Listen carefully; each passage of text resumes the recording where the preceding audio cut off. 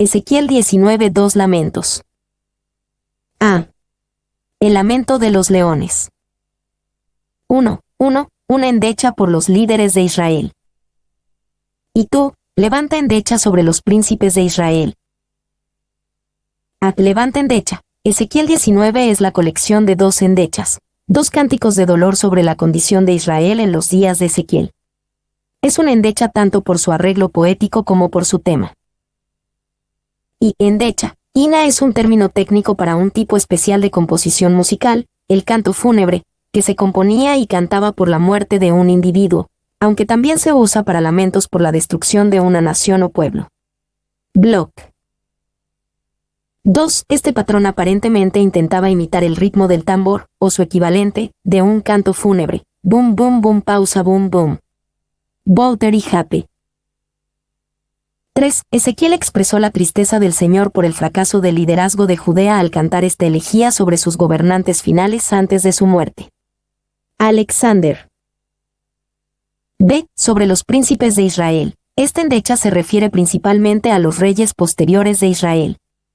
Significativamente, Dios aquí los llamó príncipes en lugar de reyes, aunque se refiere a 3 de los últimos reyes de Judá.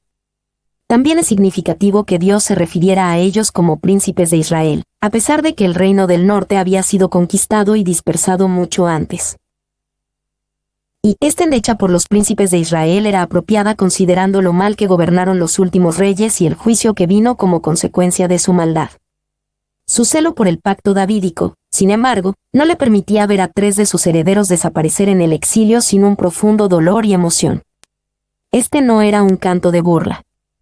El juicio del Señor podía ser muy doloroso, y Ezequiel lo sentía profundamente. Taylor. 2. Mientras un descendiente de David ocupara el trono en Jerusalén, los judíos podían esperar la protección divina. Después de todo, Yahvé había hecho un pacto eterno con David. 2 Samuel 7. Seguramente no abandonaría a su gobernante designado ni al pueblo que representaba. El objetivo de Ezequiel en este canto fúnebre es demoler otro pilar teológico falso en el que se basaba la sensación de seguridad de la nación. El pacto de Yahvé con David queda suspendido. Block. 2 a 4. La leona y el poderoso león son llevados a Egipto. Dirás, como se echó entre los leones tu madre la leona. Entre los leoncillos crió sus cachorros, e hizo subir uno de sus cachorros. Vino a ser leoncillo, y aprendió a arrebatar la presa, y a devorar hombres.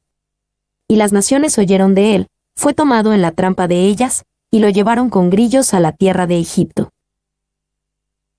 A. La leona. La leona era madre de los príncipes mencionados en el versículo anterior. La leona se entiende mejor como Israel o Jerusalén misma, que estuvo entre los leoncillos al tomar su lugar en la comunidad de naciones. Y la leona debe haber sido una personificación de Judá, tal como en el versículo 10, cf. Génesis 49, 9, Números 23, 24, 24, 9, Apocalipsis 5, 5, e Isaías 29, 1 usado de Jerusalén. Fain B. 2. El león de Judá, probablemente era un término tan proverbial en los días de Ezequiel como el oso ruso, o el águila americana, lo son en nuestros tiempos. Bolter y Hepp. 3. Los leones, por cierto, eran comunes en Palestina hasta poco después de las cruzadas, y el hebreo tenía 5 palabras diferentes para describirlos, todas las cuales aparecen en Job 4:16, y 3 de las cuales se encuentran aquí en el versículo 2. Taylor. B. Hizo subir uno de sus cachorros. Esto se refiere a Joacás, el hijo del rey Josías, también llamado Salem en Jeremías 22, 10-12. Joacás reinó solo unos pocos meses en el 609 a.C. Su reinado fue corto pero malvado y brutal, devorar hombres. Y Joacás pronto mostró su carácter feroz, altivo, cruel y sanguinario, como aparece en 2 Reyes 23, 30-32, aunque continuó solo 3 meses, y algunos días impares, para hacer sus burlas. Paul. C. Lo llevaron con grillos a la tierra de Egipto. El rey Joacás de Judá fue llevado prisionero a Egipto en el 609 a.C. 2 Reyes 23, 31, 33, después de un reinado de 3 meses. Y fue tomado en la trampa. Así como era costumbre que una comunidad se reuniera para atrapar un león o una bestia salvaje, Joacás fue llevado por la fuerza por el faraón Necao a la tierra de Egipto. Fain B. 3, 5-7, el poder del segundo león. Viendo ella que había esperado mucho tiempo, y que se perdía su esperanza, tomó otro de sus cachorros, y lo puso por leoncillo. Y él andaba entre los leones, se hizo leoncillo, aprendió a arrebatar la presa, devoró hombres. Saqueó fortalezas, y asoló ciudades, y la tierra fue desolada, y cuanto había en ella, al estruendo de sus rugidos. Tomó otro de sus cachorros, y lo puso por leoncillo. Este era el rey Joaquín de Judá, quien reinó desde el 609 hasta el 597 a.C. También aprendió los caminos de los leones y devoró hombres. Y otro de sus cachorros, un mocoso de la misma raza y de no mejor condición. Judea cambió a menudo de señores, pero no de miserias. B. Saqueó fortalezas y asoló ciudades. Por un tiempo, Joaquín pareció gobernar con poder y autoridad. Otros escucharon y fueron afectados por el estruendo de sus rugidos. 4, 8-9, la captura del joven león. Arremetieron contra él las gentes de las provincias de alrededor, y extendieron sobre él su red, y en el foso fue apresado. Y lo pusieron en una jaula y lo llevaron con cadenas, y lo llevaron al rey de Babilonia. Lo pusieron en las fortalezas, para que su voz no se oyese más sobre los montes de Israel. Arremetieron contra él las gentes de las provincias de alrededor. Cuando Joaquín se rebeló contra sus señores babilónicos, Nabucodonosor trajo un ejército contra él de las muchas naciones y provincias bajo su imperio. Y, otra vez las naciones alrededor de Israel se despertaron en acción contra el perpetrador de estos hechos, no por su justicia superior, sino por el juicio de Dios sobre el rey. Fain B. Lo llevaron con cadenas, y lo llevaron al rey de Babilonia. Joaquín fue llevado como prisionero a Babilonia en el 597 a.C. No volvió jamás, para que no se oyese más su voz en los montes de Israel. Y, quizás el detalle más notable en la historia hasta ahora es el motivo de las naciones para capturar a este león, para silenciar el sonido de su rugido, es decir, para detener su aterrador comportamiento depredador en los montes de Israel. Los pueblos de los alrededores se hacen pasar por libertadores de Israel de este león. Block 2. La jaula era la que se usaba para un perro o un león. Asurbanipal de Asiria dijo de un rey de Arabia: lo puse en una perrera. Con chacales y perros lo até y lo hice vigilar la puerta, en Nínive. Fain B. 3. El término azúcar, jaula, es probablemente un préstamo del acadio cigaru, que puede significar una jaula de animales o una banda para el cuello para los prisioneros. Es muy probable que Ezequiel jugara con la palabra, usándola literalmente como una banda para el cuello de Joaquín y al mismo tiempo usando el sentido de jaula de animales en las imágenes del pasaje. 4. Fue llevado ese largo viaje encadenado, lo suficiente como para cambiar su rugido de león en los rugidos de un cautivo desesperado y miserable. Paul. V. En esta breve parábola, el Señor dejó en claro que estos dos reyes de Judá se consideraban grandes líderes, pero ignoraron la palabra de Dios y Él los derribó después de sus breves reinados. Wiersbe. D. El lamento de la vid. 1, 10-11, la vid fructífera. Tu madre fue como una vid en medio de la viña, plantada junto a las aguas, dando fruto y echando vástagos a causa de las muchas aguas. Y ella tuvo varas fuertes para cetros de reyes, y se elevó su estatura por encima entre las ramas, y fue vista por causa de su altura y la multitud de sus sarmientos. Tu madre fue como una vid. Ezequiel volvió a la imagen familiar de la vid como una representación de Israel. La imagen es de un reino fructífero y fuerte, dando fruto y echando vástagos. Y la vid simbolizaba tradicionalmente al mismo Israel, cf., por ejemplo, Isaías 5, 1, 7, Zacarías 8, 12-13, especialmente porque estaba destinada al resurgimiento. Para Ezequiel en este punto, no hay un resurgimiento a la vista. Walter y Hebb. B. Y ella tuvo varas fuertes para cetros de reyes. Ezequiel probablemente tenía en mente los años más gloriosos de la monarquía de Israel, los reinados de David y Salomón. En esos años Dios levantó a Israel entre las naciones y ella elevó su estatura.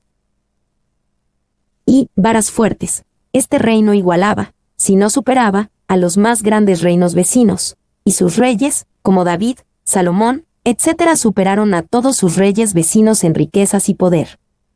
Paul. 2, 12-14, arrancada y plantada en el desierto.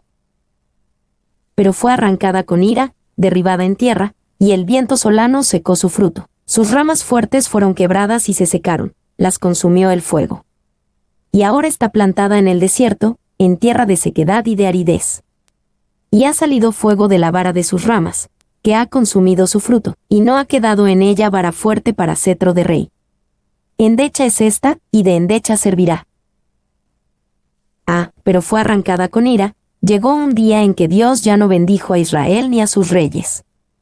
Cuando se rebelaron persistentemente contra él, ella fue derribada en tierra. Como resultado del juicio de Dios, sus ramas fuertes fueron quebradas y se secaron, y las ramas fuertes representaban a sus reyes posteriores. B. Ahora está plantada en el desierto. Dios trasplantó la vid y la llevó a un lugar desagradable, Babilonia. Babilonia no era un desierto literal, pero ciertamente lo era para los reyes y el pueblo exiliados de Dios. Y, plantada en el desierto, Nabucodonosor los plantó por política y para su beneficio. Ellos se plantaron por necesidad, y Dios los plantó allí con justa misericordia correctora, y les dará raíces, y los hará prosperar, y los trasplantará después de 70 años, y los pondrá de nuevo sobre los montes de Israel. Paul. 2. En el desierto, Babilonia no era un desierto, sino fructífera más allá de la credulidad, pero los pobres judíos cautivos tenían poco gozo de ello, al menos por algún tiempo. C. Ha salido fuego de la vara de sus ramas, que ha consumido su fruto. El peor daño a la vid vino de una de sus propias ramas. La corrupción y la destrucción vinieron de adentro. Esta vara de sus ramas particular representa a Sedequías, quien era rey en la destrucción de Jerusalén en el 587 a.C. Y tenga en cuenta que el fuego destructivo proviene del tallo de la vid misma. Así Jerusalén y la casa real son la causa de su propia destrucción. Wright. 2. Arrancada con furor, sus poderosos gobernantes cesaron, y de sus varas salió un fuego que destruyó. Es decir, la destrucción final de Judá había venido a través de los que la gobernaban, y la referencia indudable era a Sedequías. Morgan. D. Y no ha quedado en ella vara fuerte para cetro de rey. Sedequías fue el último de los reyes del linaje de David, hasta que el Mesías establezca su reinado como se le prometió a David en 2 Samuel 7, 11-16. Desde Sedequías hasta Jesús, la línea real de David pasó a la clandestinidad. Y nada de que hablar hasta que venga Silo. Ciertamente tuvieron gobernantes después de esto y gobernadores, Ageo 2:21, pero no reyes de su propia nación. Trap. 2. La insensata rebelión de Sedequías contra Babilonia fue la causa de la ruina que cayó sobre Judá. Ninguna rama fuerte quedó en la vid para servir como cetro para gobernar. La deportación de Sedequías detuvo temporalmente el gobierno de la casa de David. Smith. Endecha es esta, y de endecha servirá. Estas dos parábolas describen y profetizan la tragedia de los últimos reyes de Judá. Cuando los reyes y los líderes sobre el pueblo de Dios son impíos y se convierten en objetivos legítimos del juicio de Dios, verdaderamente hay una razón para la endecha. Y su mensaje fue un lamento por la destrucción ya realizada, sería un lamento por la desolación aún por cumplir. Feinberg. 2. Si la nación de Israel hubiera obedecido al Señor, se habría convertido y permanecería como un león poderoso y una vid fructífera que habría traído gloria al nombre del Señor.